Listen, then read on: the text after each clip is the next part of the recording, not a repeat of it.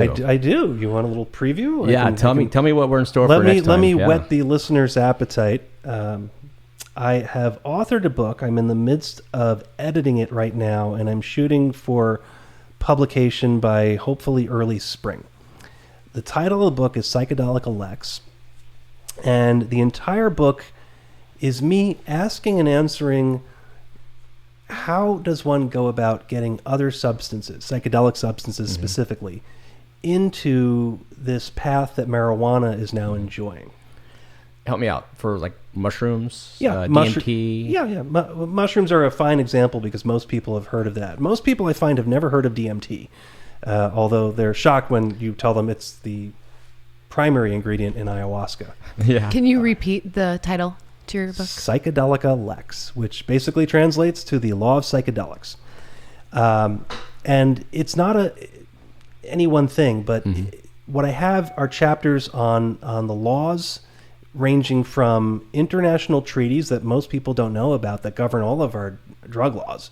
And that's part of the problem that stands in the way of getting any of these substances into a different status than where they're stuck today on Schedule 1. I walk through the Controlled Substances Act, the Analog Act. I talk about religious freedoms. There are a shocking number of religious groups that use these substances as sacraments. And these are ancient religions that are with us today. Yeah. Some of them are more contemporary, like the Rastafaris. So I'm looking at all of that, and I'm looking at the world of business of marijuana and asking, how do we get these other things on that track? Yeah, it's really interesting. You write this book at a perfect time because, I have people talk to me about how they're growing mushrooms in their closet. Yeah.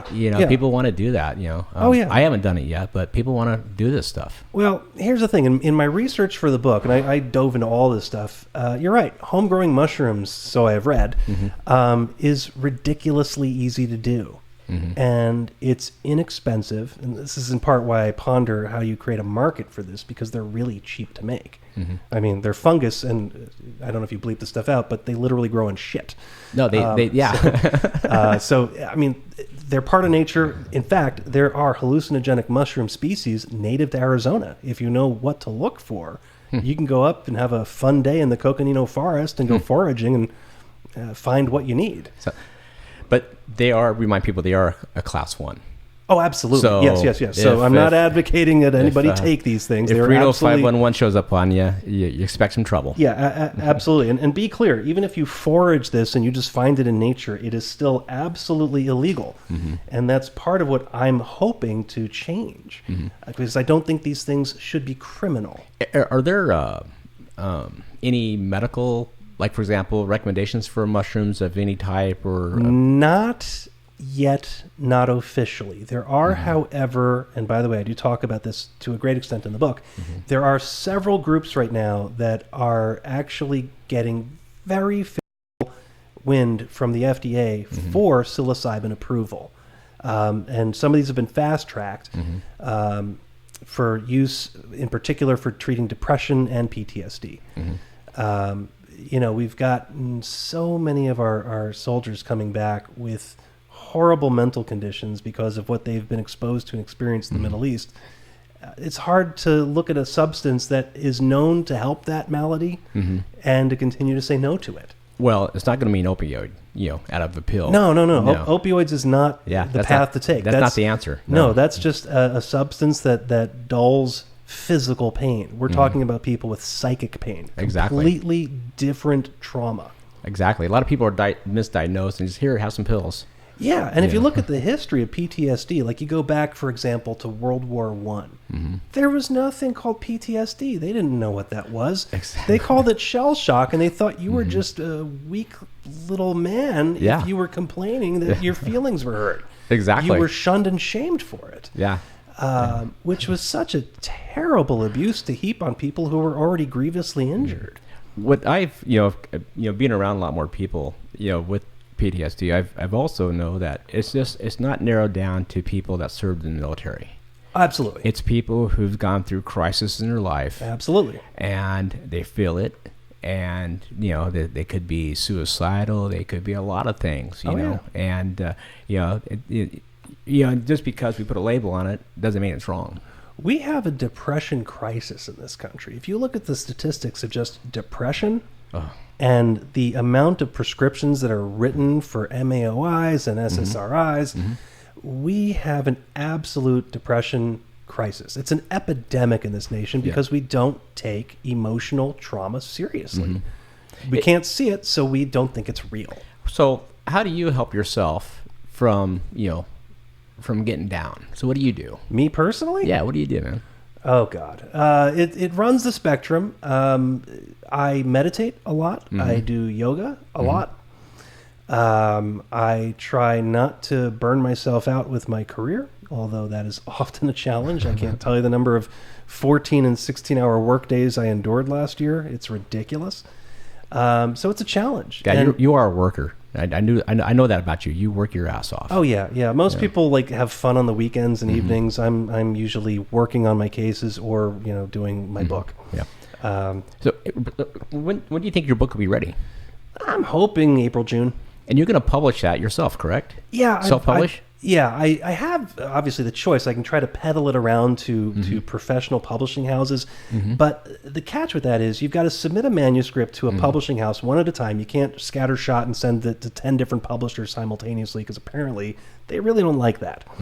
Anyway, you've got to send it to one at a time. You've got to wait for some at that publishing house to get back to you, if they get back to you, which could take months. Years. Possibly years. And if you get a no, well, then you got to start again with the next publishing house.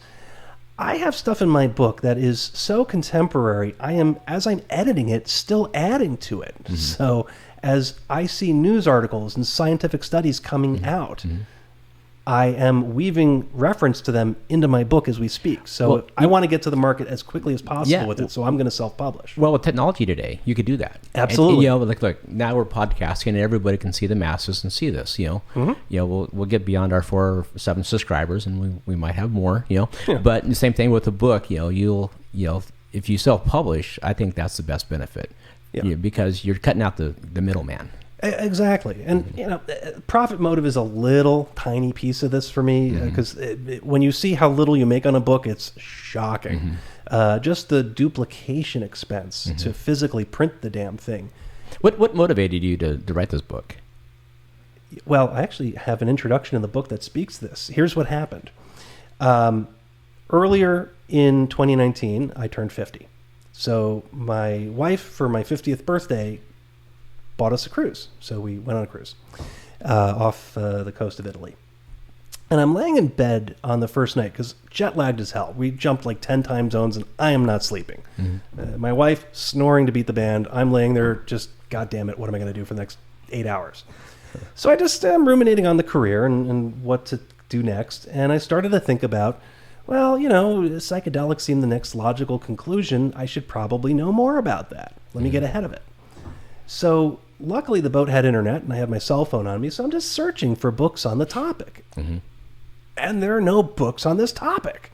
I mean, they're periphery books, but not the legal issues, not the business issues. Nobody had written the book. So as I'm laying there on this bed, on this boat in the middle of the Mediterranean, I had this flash of insight and voila, the book. The book. Now, how long have you been writing this book? Diligently, probably the last 8 to 9 months. Yeah. But it is a culmination of the last 10 years of my experience in the cannabis world. So I am, borrowing my knowledge base from that, right, but going way beyond it. I know you really, kind of really went up in the cannabis world. You represent quite a few people in the industry now. You've helped. I believe in it. And you've helped quite a few people, in the from the legal side. Yeah, well, it's what I do, and I'm happy to do it. It's my pleasure to serve. Most lawyers don't really think the way I think, but I really do believe I'm in an honorable ancient profession, and it is an obligation and a privilege. It's not a right, and I have to serve the public to the best of my ability. That's what comes with the privilege of being a lawyer. Remember